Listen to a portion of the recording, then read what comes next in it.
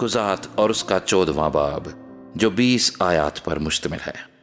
और समसून तिमनत को गया, और तिमनत में उसने फिलिस्तियों की बेटियों में से एक औरत देखी, और उसने आकर अपने माँ बाप से कहा, मैंने फिलिस्तियों की बेटियों में से तिमनत में एक औरत देखी है, सो तुम उससे मेरा ब्याह करा दो।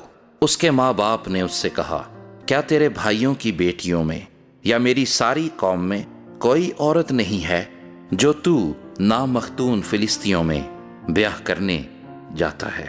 समसून ने अपने बाप से कहा, उसी से मेरा ब्याह करा दे, क्योंकि वो मुझे बहुत पसंद आती है।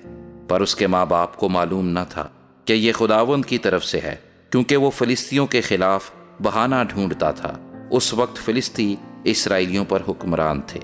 फिर समसून और उसके माँ बाप तिमनत को चले और तिमनत के ताकिस्तानों में पहुंचे, और देखो एक जवान शेर समसून के सामने आकर गरजने लगा। तब खुदावंद की रूह उस पर जोर से नाजिल हुई, और उसने उसे बकरी के बच्चे की तरह चीर डाला।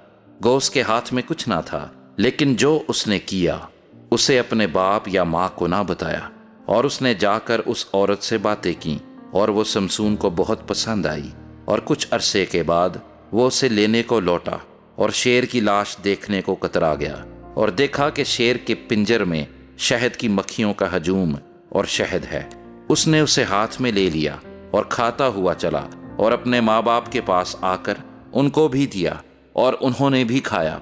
पर उसने उनको ना बताया कि ये शहद उसने शेर के पिंजर में से निकाला था।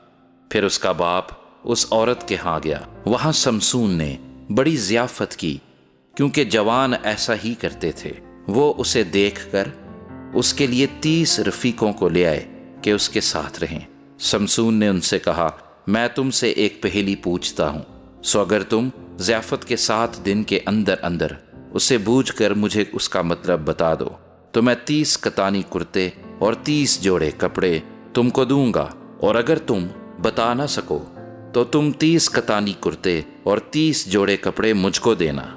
उन्होंने उससे कहा कि तू अपनी पहेली बयान कर, ताकि हम उसे सुने।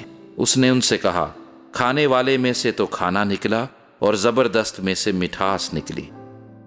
और वो 3 दिन तक उस पहेली को हल ना कर सके।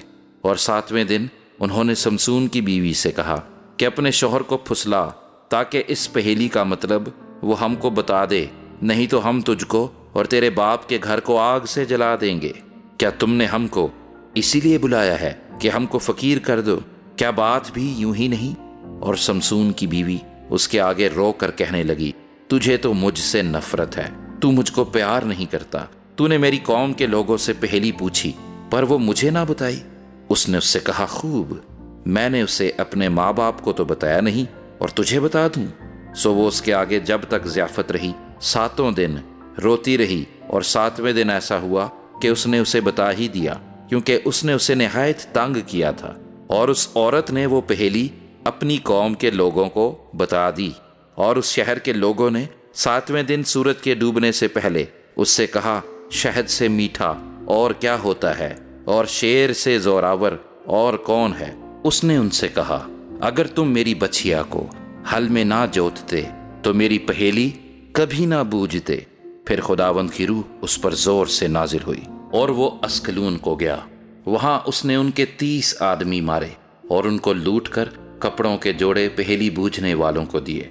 और उसका कहर भड़क उठा, और वो अपने माँ बाप के घर चला गया। पर समसून की बीवी उसके एक रफीक को, जिसे समसून ने दोस्त बनाया था, दे दी गई।